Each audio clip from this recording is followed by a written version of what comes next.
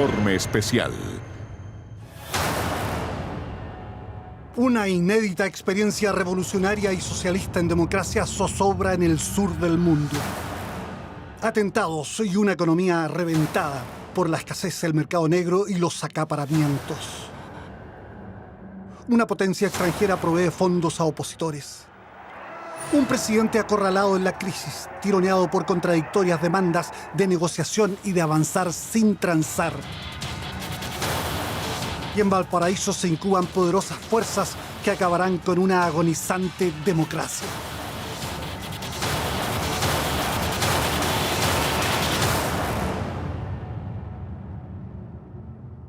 Encontré en una cámara a un marinero con un cigarrillo quemándole los pechos a una niña joven.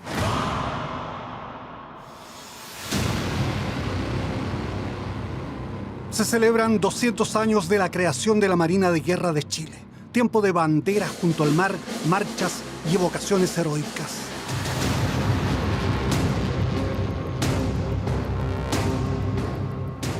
Y la Armada, como la Fuerza Armada, en este periodo tan importante para nosotros, tiene este problema delicado y grave, ¿cuál es? El de que alguno de sus personeros, entre ellos estoy yo, se nos culpe y seamos y hayan sido muchos culpables realmente, como está ya establecido en la justicia, de estos delitos de lesa humanidad. En 1973, Samuel Ginsberg era capitán de fragata y fiscal de la Armada. En el crepúsculo de su vida, Ginsberg, ex marino y abogado como lo fue Arturo Prat, cree que es hora de esclarecer lo que él denomina un problema en la que fuera su amada institución. ¿Estas desapariciones con helicóptero era algo común también en la Armada o no? Mire, esto lo vine a saber ahora. Yo me impuse de estos detalles cuando estuve detenido. Y algunos consideraron que estaba bien, que cumplieron su deber. Junto a otros oficiales retirados, Ginsberg está acusado de varios delitos, incluidos secuestro, torturas y asociación ilícita. Las víctimas, marinos que en 1973 pensaban oponerse al golpe de Estado y, en caso de ocurrir, tomar las armas, maniatar a los oficiales y encerrarlos en sus cabinas. Luego, maniobrar los buques para apoyar al gobierno y entablar combates si fuera necesario. Se trata de marinos que actuaban precisamente en contra de la Constitución vigente en esa época, la de 1925, al sostener reuniones con conocidos terroristas o guerrilleros de la época, José Altamirano, Garretón, Miguel Enríquez. Y eso estaba abiertamente prohibido. En el fondo lo que se está castigando es que ellos empiezan a deliberar por sí mismos, pero la oficialidad ya estaba deliberando y la oficialidad ya estaba actuando para realizar el golpe de Estado.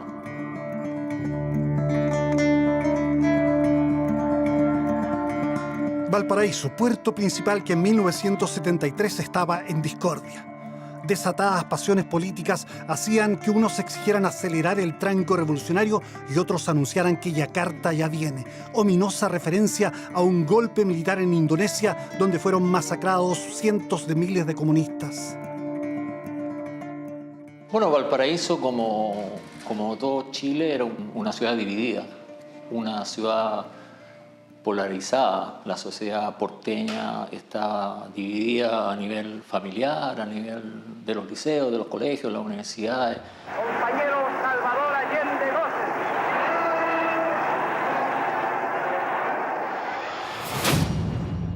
La división no era cosa nueva. La elección de Allende marcó un antes y un después. Hubo marinos que fueron testigos de que algo empezaba a separarlos de la oficialidad el mismo 4 de septiembre de 1970, día de los comicios. Se veía que el candidato, el presidente Allende, iba ganando en las elecciones. Y esto trajo como consecuencia una reprimenda, llamada atención por parte de los oficiales que no se explicaban por qué nosotros estábamos tan contentos. Fue un choque muy violento para nosotros, que éramos muy anticomunistas por nuestros principios de formación. Pero por otro lado, había sido elegido por mayoría y teníamos, por conciencia y formación también, teníamos que aceptarlo, ¿eh? Pero fue aceptado con problemas. Nixon, el mandatario norteamericano, y la ultraderecha trataron de impedir el ascenso al poder de Allende. Pretendieron secuestrar al jefe del ejército para provocar un cuartelazo militar. El plan fracasó. El general Schneider murió y algunos magnicidas huyeron del país. Según marinos que sirvieron en la base aérea El Belloto, oficiales navales ayudaron en la fuga de uno de los asesinos en un avión Piper. Y esta gente llega, se bajan 2 personas, se montan en el avión, se van. El controlador aéreo contó a Moraga que ignoraba el destino del Piper y que le ordenaron no incluir el vuelo en su bitácora. Recuerda que el piloto era un teniente de apellido Matamala. Se supo que ese avión había llegado a Perú y regresó de allá. Aunque el jefe de la Marina, almirante Hugo Tirado, y otros altos oficiales de las Fuerzas Armadas estuvieron implicados en esa primera intentona golpista, los mandos se alinearon en el respeto constitucional. En medio de la euforia de sus adherentes, los temores opositores y la expectación mundial, Allende asumió e inició transformaciones con varios resultados positivos en el primer año de gobierno. Y me recuerdo que lo primero que hizo fue subirnos un par de lucas, ¿no es cierto?, en cuanto al sueldo que teníamos, que era bajísimo. La nacionalización del cobre, el aumento del consumo, la expropiación de latifundios fortalecieron el apoyo al presidente Allende. Pero se abrían brechas y los chilenos se alineaban en contra o a favor del gobierno. Eso ocurría también en la Armada. Había mucha diferencia de clase social. El oficial se demostraba más como aristócrata, de espíritu aristocrático. Y en el trato también con el personal no era bueno, era déspota. El historiador Fernando Wilson tiene una visión diferente. La relación entre oficiales subalternos, oficiales jóvenes y la gente de mar tradicionalmente ha sido muy buena, en términos de que la disciplina naval británica que se adopta inicialmente por la Armada de Chile en 1817-18 se adapta muy bien a la idiosincrasia chilena, generando una suerte de paternalismo benévolo.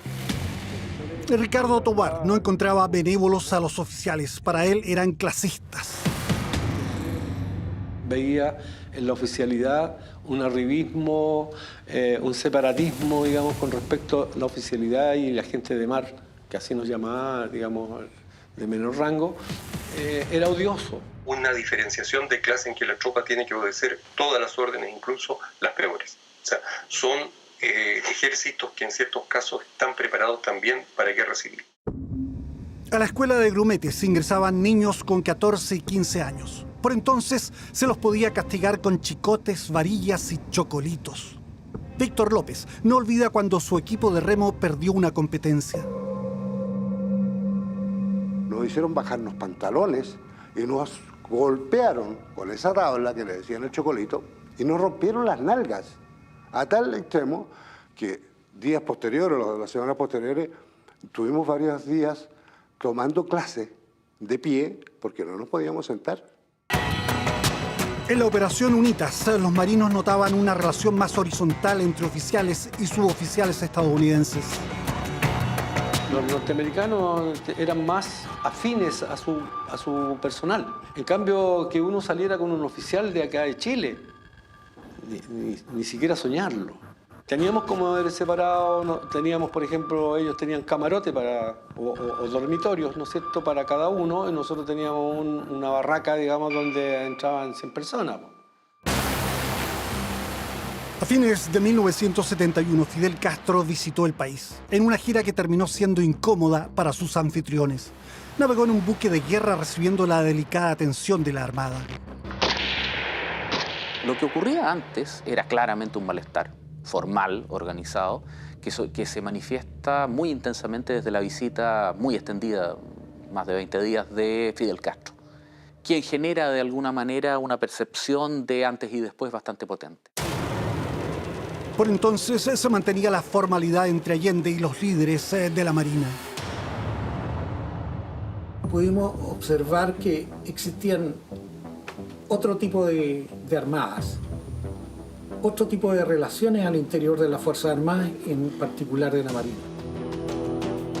El gobierno compró el crucero sueco Gotha Legion, rebautizado como Almirante La Torre. Pedro Blasé integró la delegación que fue a buscar en La Torre a Suecia. Durante la navegación ya hubo un malestar por la mala comida. Se le manifestó a los oficiales que a través de una actitud que se llama bandejazo, es decir, no ir a tomar desayuno, de que estábamos molestos. Se dio una paradoja que venían oficiales de la Armada Sueca acompañándonos acá en Chile y ellos hicieron también un movimiento en la navegación en que se negaron a ir a comer al casino oficial. En La Torre llegó a Chile en 1972, año de creciente crispación política. La ultraizquierda quería acelerar los cambios revolucionarios con tomas de campos y fábricas mientras se formaban los cordones industriales. Había una animadversión contra la Unidad Popular que era evidente. Y eso surge de la estructura valórica tradicional conservadora de la Marina. El paro de los camioneros desarticulaba al país. Con todo, la UP obtuvo el 42% de los votos en las elecciones parlamentarias de 1973, bastante más de lo obtenido por Allende 2 años antes. Y esa fue la última oportunidad en que la oposición pensó ganar una elección con una fuerza parlamentaria como para poder, por así decirlo, derrocar constitucionalmente a Allende. Había ya embriones de brazos armados, aunque la Unidad Popular en su conjunto decía confiar en las Fuerzas Armadas, cuyos comandantes en jefe fueron llamados al gabinete. La oposición extrema promovía una intervención militar y se reunía con oficiales navales. Patria y Libertad se entrenaba y conseguía armas. Desde Cuba llegaron algunas armas que podrían ser utilizadas por incipientes aparatos militares. Antes de partir, Fidel dejó fusiles AK-47 para la seguridad de la UP. En Valparaíso, Talcahuano y El Belloto, los marinos empiezan a reunirse y a comentar las alocuciones de la oficialidad. Empezamos a poner ojo y vimos, digamos, de frentón de que lo único que querían y conversaban era derrocar, digamos, sacar a Allende del gobierno.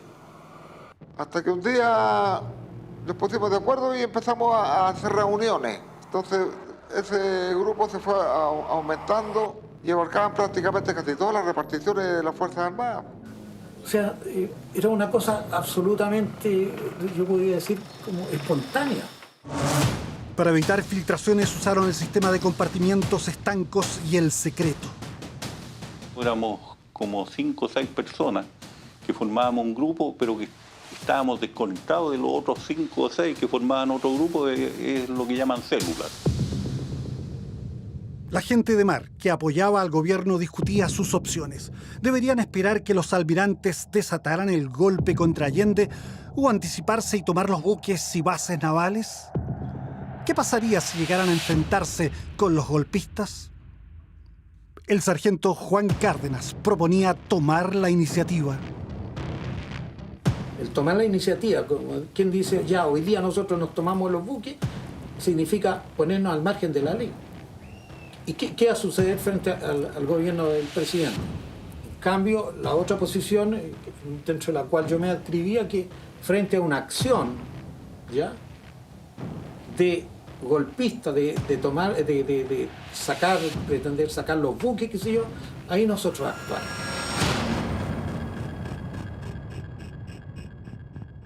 Las reuniones se producían mientras el país era arrasado por sabotajes terroristas y golpeado por el desabastecimiento, las colas y los paros.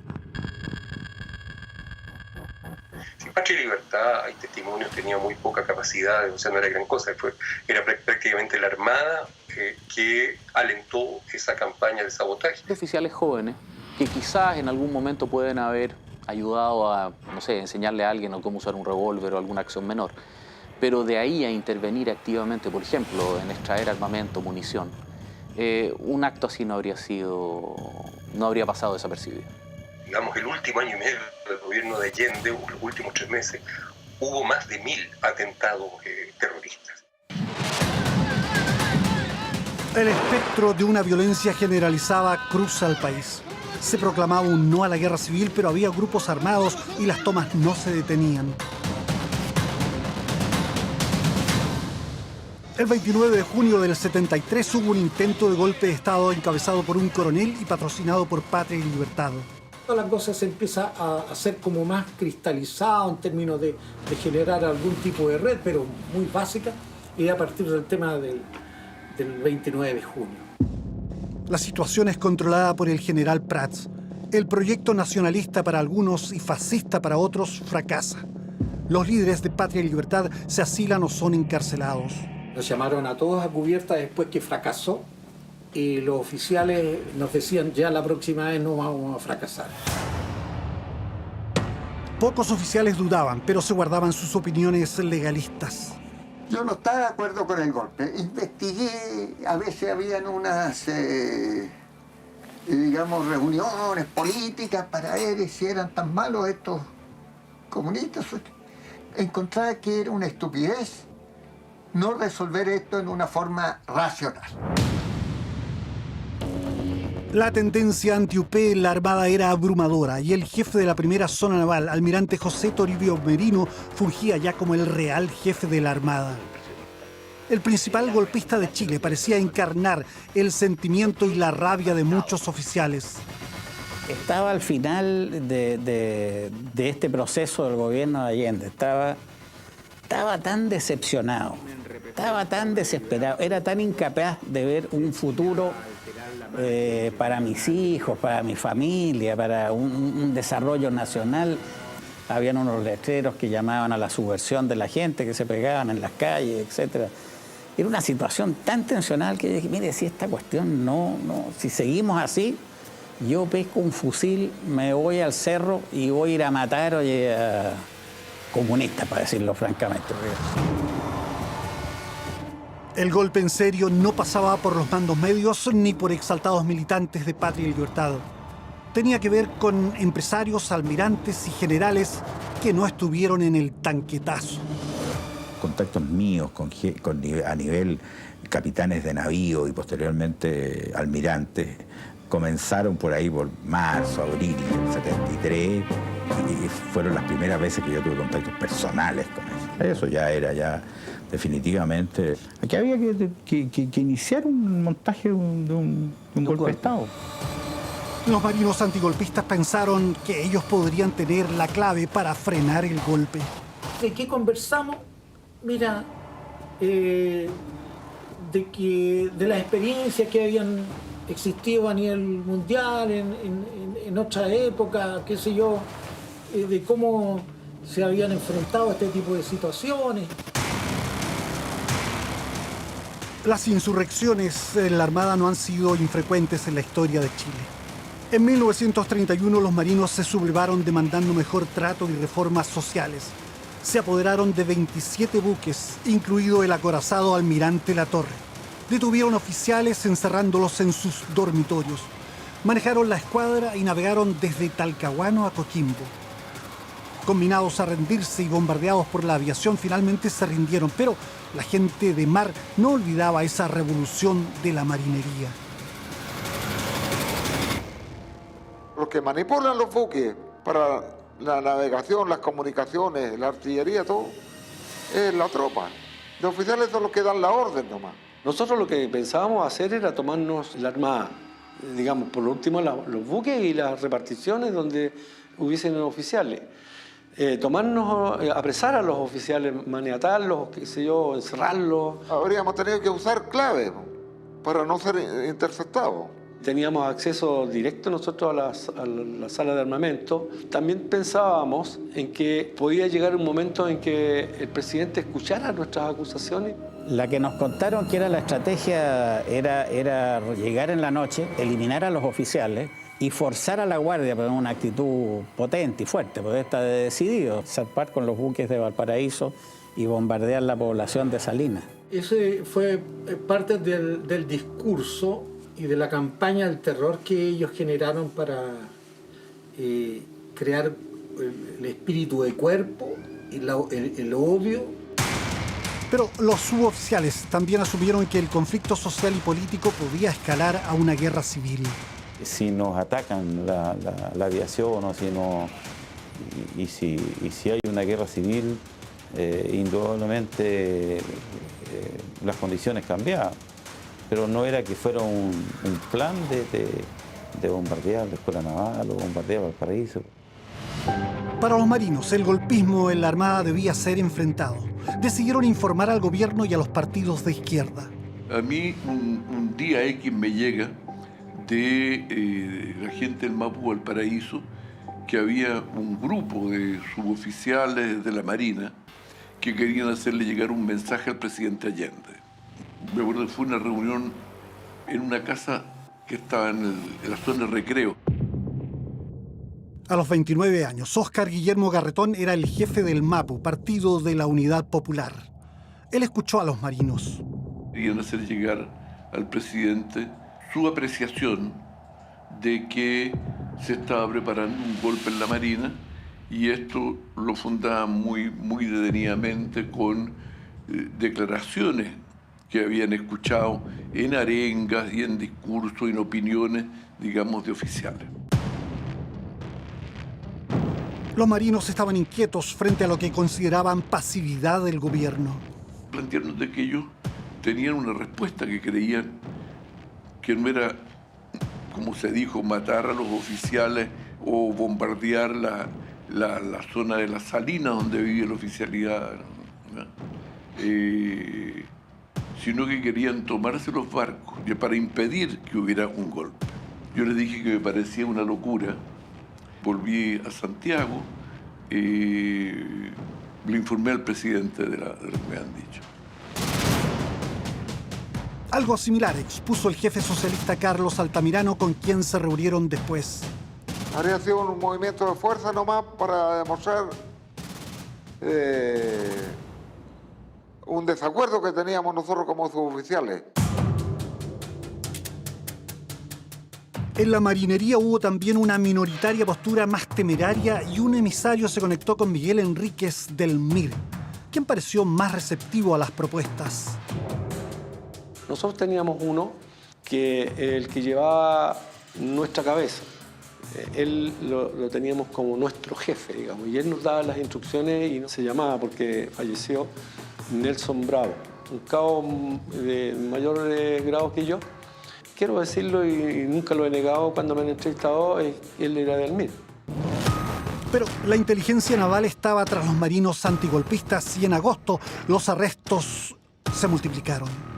Durante todo ese día, del 6 de agosto, había un movimiento en todos los buques de guerra que estaban deteniendo a marinos. Somos llamados a cubierta. El comandante nos señala de que se habían detectado una serie de reuniones subversivas por parte de un grupo de suboficiales del buque. El comandante preguntó a Blaser el porqué de la actitud sediciosa. Le dije, mire, la única conversación sediciosa que yo he escuchado es la que los oficiales todos los días nos están señalando en las reuniones.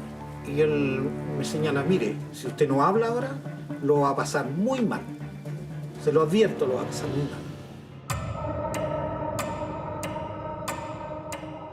Blaser lo pasó mal. En la Escuela de Infantería de Marina, conocida por la severidad formativa, le dieron duro. Me sumergí en tambores con agua fétida, hasta que ya no daba más y me levantaban así. Y vamos haciendo las mismas preguntas. ¿Con quién más te reuniste? ¿Quiénes eran tus contactos? Como una manera de disminuir su responsabilidad, podrían haber dicho, mira, no, estos señores de la Unidad Popular vinieron aquí a agitarnos y a intentar sublevarnos. ¿Ya? Sin embargo, ellos fueron extremadamente rigurosos y me sorprendió. Me sube la venda y que tengo que firmar una declaración. Blaser no los identificó, pues nunca se reunió con los políticos. Estuvo incomunicado 2 semanas y era sacado para ser interrogado en la Fiscalía Naval. Golpeaba con una pistola que tenía ahí en la cabeza, empezaba a dar de golpe. Ya, confiesa. ¿Delante del fiscal? Delante del fiscal. ¿Y el otro era un teniente? Teniente. ¿Ese lo golpeaba con la pistola? Claro. Decenas de suboficiales fueron sacados de los buques y llevados al cuartel Silva Palma en Valparaíso. Y me llevaron a una pieza, y esa pieza estaba llena de marinos detenidos. En la noche.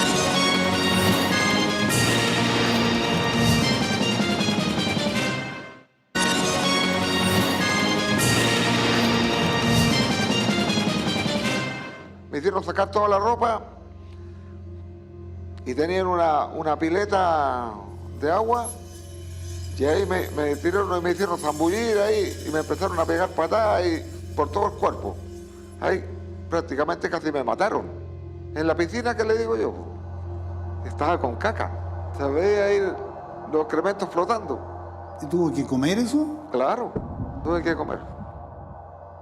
Caí yo justamente a los pies de un oficial y le ensucié las botas y me hizo limpiarla con la lengua. ¿Y la limpió? Tuve que limpiársela. El almirante Merino informó al gobierno sobre intentos de infiltración extremista y el 9 de agosto Allende se refirió al asunto diciendo: ayer se descubrieron tentativas de organización celular en 2 buques de la Armada Nacional. Se presume que intervinieron miembros de la izquierda. Una vez más, se dan la mano los extremistas de izquierda con los de derecha, gente que no comprende el significado de este proceso que el pueblo va a defender. He pedido a la Armada que aplique el máximo rigor de la ley a estos sediciosos. Los marinos no lo podían creer. Allende les daba la espalda y hablaba de rigor. Él se dejó o se quedó con la información que le informó la primera zona naval, que la encabezaba Merino, que era el principal golpista, y le informó lo que le interesaba. Mire, hemos detectado una célula extremista de izquierda al interior que va a bombardear Valparaíso, va a matar a todas las familiares de los oficiales, va a bombardear las escuelas matrices. O sea, una barbaridad de sandeces, pero Allende jamás pidió una opinión a otro nivel. El rigor abundaba en la Armada por esos días. Pedro Lagos lo comprobó con el tirabuzón y Ricardo Tobar cuando lo fusilaron. Hay 2 infantes marinas que firman la parte de abajo del cuerpo y 2 o más lo tuercen. Me llevan casi colgando y encapuchado. Llegó un pelotón, efectivamente llegó un pelotón ahí y me hicieron un simulacro de fusilamiento. Los marinos dicen haber padecido tormentos a manos de sus compañeros infantes de marina y buzos tácticos. Para terminar los cursos de buzo táctico, tienen que matar un animal, ya sea un gato, ya sea un perro, tienen que destrozarlo. O sea, no hay una cuestión, digamos, de preparación teórica, sino que una preparación in situ. Es una aberración. La Armada nunca ha reconocido públicamente, que yo sepa, que ellos ordenaron detener y torturar a personal de la Armada entre julio y fundamentalmente entre los días 6, 7 y 8 de agosto de 1973. El almirante Merino me dio un encargo a través de una resolución de investigar algunos actos de grave indisciplina que se estarían produciendo en la Escuela de Ingeniería Naval. En este sentido, creo que es valorable la declaración de Ginsberg, que reconoce que se hicieron sumarios administrativos. El fiscal Ginsberg investigó y concluyó que los jóvenes hablaban de política porque todo el mundo hablaba de lo mismo en Chile. El hecho que ellos mismos reconocieron y declararon: no estamos de acuerdo con un cambio de gobierno en este momento porque juramos defender la Constitución, me declaré incompetente. Algunos de los 18 procesados por Ginsberg serán condenados después por sedición. Director de la Escuela de Submarinos en 1970, Ginsberg dice haber manifestado su criterio respecto a cumplir la Constitución. Por ese motivo, o alguna falla mía personal, el hecho es que me sacaron de la línea ejecutiva de mando. El juicio contra los marinos siguió sin el fiscal Ginsberg. Se dijo que los sediciosos querían asesinar oficiales, disparar contra la población civil y bombardear las salinas. Con cada relato no sometido a escrutinio pareció aumentar el golpismo en la oficialidad de la Marina. Que hubo violencia, evidentemente la hubo, que hubo muertos, que hubo maltratos, que hubo tortura probablemente. Probablemente. No tengo los elementos para poder ni confirmarlo ni desmentirlo. Había un pelotón de infantes de marina con traje camuflado, con las caras pintadas, que nos cayó encima y nos empezó a golpear. Los cuarteles Silva Palma, la Academia de Guerra y el Fuerte Borgoño fueron usados para interrogar marinos. La Armada nunca ha reconocido haber montado un centro de detención secreto entre Limache y Quilpué, pero la Brigada de Delitos contra los Derechos Humanos comprobó que fue armada una prisión en un descampado de difícil acceso en Coyihuay. Donde había ahí un campo de concentración, el más puro estilo nazi, con 28 horas de alambre, 2 corridas a campo minado en el centro. Eso es lo que nos decían, que el que quería salir iba a salir hecho pedazos. Después la Armada de nuevo consiguió ese terreno para levantar ahí el campo de prisioneros que llamaron Melinca y el otro nombre que tenía era Isla Riesco. Además le pusieron cuartel X, algo por ahí. Es decir, le da diferentes nombres con el propósito de confundir tanto a la justicia como a quienes lograban tener algún tipo de información de eso. El ahora empresario Guillermo Moraga era un especialista electrónico. Dice haber sido delatado falsamente por un compañero de apellido Straub. Fue torturado con electricidad, estuvo 2 años preso y luego marchó al exilio. Yo estaba acusado de alta traición a la patria. Haber entregado planos de reparticiones militares al enemigo. A lo que yo pregunté, ¿de qué guerra estamos hablando? O sea, ¿quiénes son los enemigos?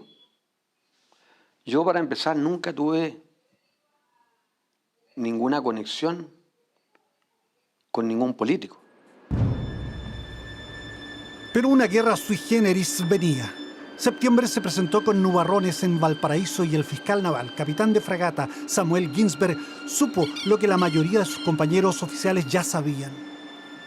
Y decretaron, digamos, acuartelamiento general porque al día siguiente se iba a producir el hecho. Para mí era un lamentable, pero yo pensaba, bueno, el gobierno sabrá, y si no lo sabe, porque tonto.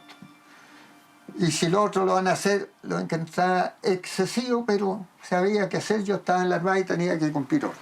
Un militar el día del golpe va a estar obligado a salir con un arma y no tiene la opción de no participar aunque no quiera hacerlo. Conversamos en la forma más cordial que se pueda. Conducida por un perentorio José Toribio Merino, la Marina fue la institución de la defensa más resuelta. Al amanecer del 11 de septiembre, los buques que supuestamente participarían en la Operación Unitas con los norteamericanos volvieron a Valparaíso. El truco funcionó. Las tropas en la ciudad estaban ya alertadas desde el día anterior. Como motivo se esgrimió eventuales disturbios porque la Corte de Apelaciones vería el desafuero de Altamirano y Garretón. Ambos aparecerían después en la lista de los 10 más buscados de Chile. La ciudad fue copada y allanadas oficinas públicas, sedes políticas y universidades. Fuimos despertados a las 5:30 de la mañana. Aquella casa amarilla era la sede comunal almendral del Partido Comunista, la cual fue asaltada por infantes de marina. Sacaron gran cantidad de material literario, le prendieron fuego. Por cada miembro de las Fuerzas Armadas que sean víctimas de atentados a cualquier hora o cualquier lugar, se fusilarán a 5 de los prisioneros marxistas que se encuentran prisioneros. Cambio. Yo salí armado ilusamente con un revólver calibre 22 La visión que uno tenía en ese momento era que las Fuerzas Armadas se iban a dividir, ¿no? y por lo tanto podíamos hacer algo contra el golpe. Nosotros vimos toda la operación que se tomaron toda esta calle hasta aquí a la Avenida Francia y vimos pasar los camiones que iban a llenar las fábricas de acá cercanas, que eran Juque y Tres Montes, que están en Yungay. Comenzaron las redadas de izquierdistas llevados luego al Estadio Playa Ancha y al Molo de la Armada. Había cientos y cientos de personas que venían de la fábrica, gente sangrando, gente golpeada, qué sé yo. Me llevan a la cancha, sobre el pasto, boca abajo, las manos en la nuca, y comienzan los golpes también, nuevamente las patadas. Y en algún momento nos obligan a subir a camiones, ¿no? Nos obligan a subir a camiones y esos camiones nos llevan al Molo de Abrigo. Arreciaba la represión en todo Chile. No creo que haya brutalidad en el trato que reciben. Es la disciplina normal que todos conocen al hacer el servicio militar. No sé si usted hizo el servicio militar. Hay disciplina. En el Molo porteño atracaron barcos de la Sudamericana de vapores facilitados a la Armada para servir como presidios flotantes. En el Molo estaba la Esmeralda, transformada también en prisión y centro de torturas. Allí fue llevada Mónica Moreno. Y yo les decía que en mi casa no habían armas. Y nos seguían interrogando, nos seguían pegando, desnuda. Había gente que decía, pero ¿por qué la Esmeralda? O sea, no. Y la respuesta que se obtenía era de porque la Esmeralda tenía unas condiciones y capacidades que eran más adecuadas para almacenar o alojar gente que los que tenía el Lebu, por ejemplo, que era una bodega. La condición sanitaria pronto se hizo inquietante en el Molo. El comandante Aldoney llamó al capitán Ginsberg para ocuparse del Lebu. Y si no tomamos alguna medida urgente, se va a producir una disentería, se va a quedar la tendala. En el Molo, Ginsberg observó detenidos fuera y dentro de los barcos Maipo y Lebu, custodiados por efectivos con los rostros pintados y en tenida de combate. Me di una vuelta por el rostro descubierto porque iba a cumplir una función casi, por decir, positiva para los presos. Y mucha gente circulaba, oficiales, personal, todo encubierto, con armas en la mano. Ordenó manguerear el Lebu y pidió cortar tambores para usarlos como cagaderos. Me encontré con cosas totalmente extraordinarias y extrañas. Una pequeña cámara, habían 3 funcionarios civiles que no conocían, no eran de la Armada, golpeando a un individuo alto, pero que estaba cubierto. Sinceramente, con el ambiente que había, no me atreví. Abrí la puerta, vi esto, pero no me atreví a entrar y preguntarle a esta gente quiénes eran. No sabía si eran de dónde eran, no eran marinos, así que cerré la puerta. Acción por omisión, en un tiempo normal yo debería haber actuado, no hice nada. El 11 de septiembre no fue un golpe blanco. Esto no fue un paseo menor, digamos, o una situación en la cual simple y sencillamente hubiese, no sé, se hubiese tomado el poder pacíficamente, se bombardeó la Moneda. Nos trasladaron al Lebu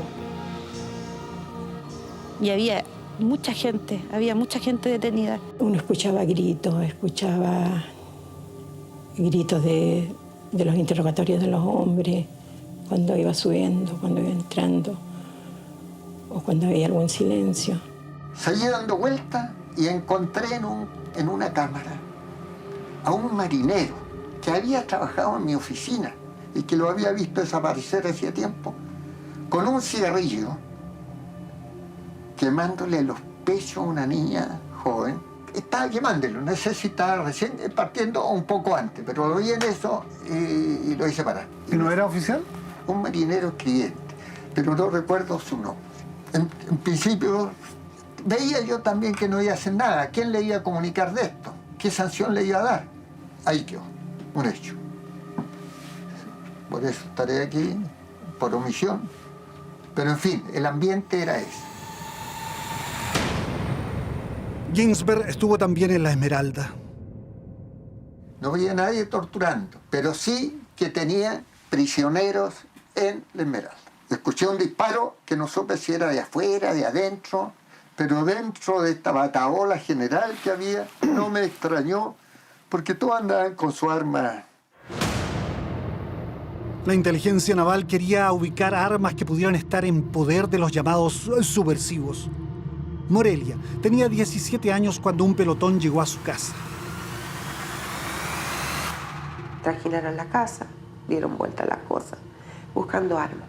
Y que yo era una guerrillera y quería irme en contra de los uniformados. Se la llevaron al cuartel Silva Palma. Y yo decía, ¿por qué me tienen acá si yo no tengo idea? No soy guerrillera, soy una persona que estudia, una adolescente. Después de semanas de malos tratos, la mandaron al penal femenino del Buen Pastor. Su hermana Viviana, de 14 años, sería arrestada poco después. Preguntaban mucho por armas. La única arma que teníamos nosotros para defender al presidente era la escoba que barríamos las calles cuando teníamos que andar haciendo trabajos voluntarios. Toque de queda en Valparaíso. Y miedo, especialmente las barriadas colgadas de los cerros. El 14 de septiembre, nutridas descargas de fusiles, ametralladoras y disparos de armas cortas rompieron el atardecer. Por lo que aquí hubo una resistencia ante un golpe de Estado, lo que se usó fue armamento absolutamente primitivo, artesanal, lo que hubo. Se lo plantea precisamente como la última resistencia o el beau geste, la gran épica de una ultraizquierda que en Valparaíso, en términos estrictos, no logró articularse jamás. Una atrasada resistencia al golpe, una operación de inteligencia para asustar a la gente, un absurdo baleo entre soldados bisoños. Empezamos a ver en los cerros, llámese Florida, Las Monjas, La Cruz, Litre, que había mucha llamarada en los cerros. Escasos son los testimonios de participantes en acciones combativas ese día. Todo es de oídas y el mito urbano sigue creciendo. Lo cierto es que hubo baleos que se prolongaron por horas.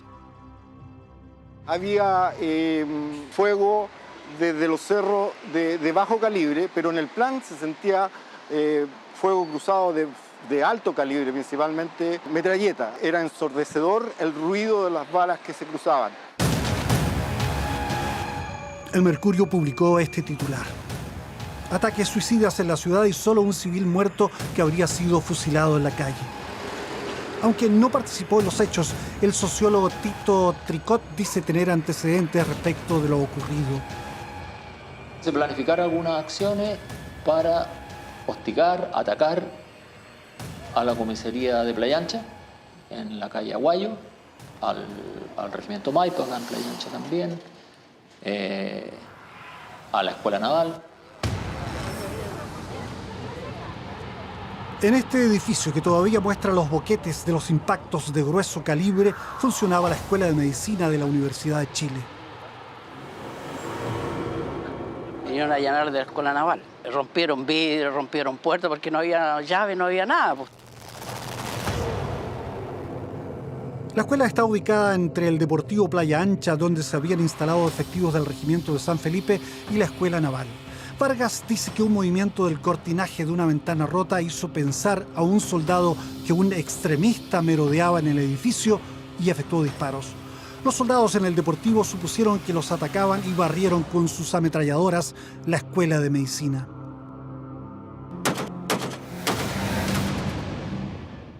Los marinos disparaban del sector de allá y los otros de allá, como pasaban las balas de largo por las ventanales. Y eso fue lo que... O sea, ¿no quedan tantas huellas de balas? No, era mucho. Si esto estaba aplacado, todo lleno de balas, acá abajo, en todo, la torre especialmente, lleno de balas. Y por el frente igual. Los vidrios quebrados, todo el asunto, pero eso fue lo que ocurrió. No fue que hubieran habido extremistas que les disparaban de aquí hacia allá o de allá para acá, no. Nosotros teníamos prendida la radio de las Fuerzas Armadas y durante la transmisión ellos hicieron un anuncio llamando a la población a que cesara el alzamiento, si no iba a ser bombardeado los cerros de Valparaíso. Junto con eso se iluminaron los cerros con focos reflectores de los barcos de guerra de la Marina. El capitán retirado Samuel Ginsberg cuenta que desde el día anterior estaban acuartelados en la Academia de Guerra Naval. Se hablaba de una acción de resistencia ultraizquierdista. Cuando suenan los estampidos en la calle, los oficiales buscan protección.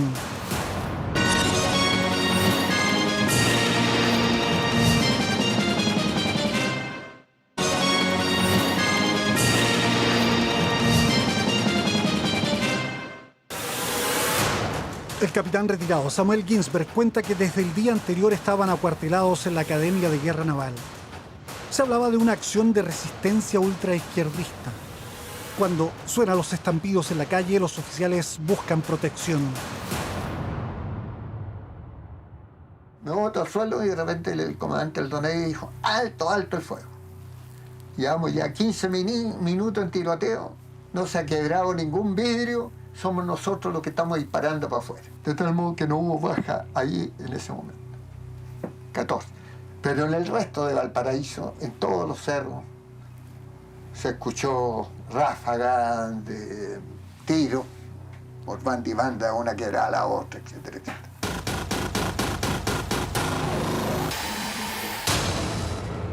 Y unos pocos días después me llegó a hacer un sumario sobre los fallecidos. Habían fallecido 17 marineros esta noche del 14, pero resultó que los culpables de los 17 muertos nuestros, marineros y cabos y sargentos, habían sido marineros, cabos y sargentos del Armada. En otras palabras, lo que había ocurrido y lo que constaté es que un grupo que estaba en Playa Ancha, en Cerro Artillería, estaba peleando con otro grupo que estaba en el Cerro Frente, uno en Barón y el otro en La Zorra, y así. O sea, marinos contra marinos. Marinos contra marinos, de noche. ¿Qué es lo que decían entre ustedes? Porque eso, al margen de todo, debe haber sido una tremenda estupidez, ¿no? Para mí, que conocí esto, una tremenda estupidez. ¿Pero quién se lo decía? Nadie se atrevía. ¿A qué? Yo lo dije. Hice mi sumario, se lo mandé al mando. 17 hombres muertos. Bueno, pedí el sumario, no sé dónde está, estará desapareciendo. Nosotros indagamos, pero no hay documentación que acredite lo sucedido. En todo caso, el dato está contenido en una declaración de Ginsberg en la Corte de Apelaciones porteña. La base de El Belloto ya no existe. Fue erradicada para dar paso a esta urbanización. La instalación fue utilizada para interrogar prisioneros. Aquí se registró uno de los primeros detenidos desaparecidos a consecuencias del golpe. El día 14 de septiembre, el constructor civil y periodista Jaime Aldonegui, interventor de la planta cervecera de la CSU en Limache, fue arrestado y murió asesinado a golpes mientras era interrogado. En el juicio seguido 30 años después a oficiales navales, se estableció en un careo lo que dijeron el capitán de corbeta Guillermo Vidal Hurtado y el comandante de la base Sergio Mendoza.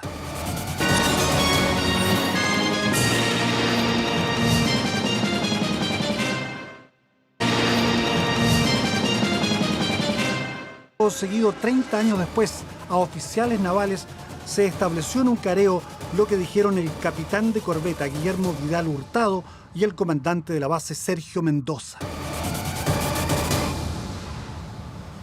Me dieron cuenta que había llegado un prisionero en mal estado de salud que venía de esta comuna, el cual falleció como a las 4 horas, y al enterarme de ello di cuenta al comandante de la base Sergio Mendoza y conversamos sobre la posibilidad de hacerlo desaparecer en el mar, y se enteró de la decisión tomada por Mendoza. Efectivamente, en circunstancias que el día 14 de septiembre de 1973, en la madrugada del mismo, me encontraba durmiendo, fui despertado por el teniente Vidal, quien me informó que uno de los detenidos que se encontraba en la base había fallecido y me sugirió arrojarlo al mar y hacerlo desaparecer.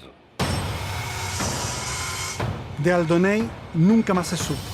Ginsberg dice haber hablado con quien estuvo a cargo de El Belloto cuando ambos fueron procesados.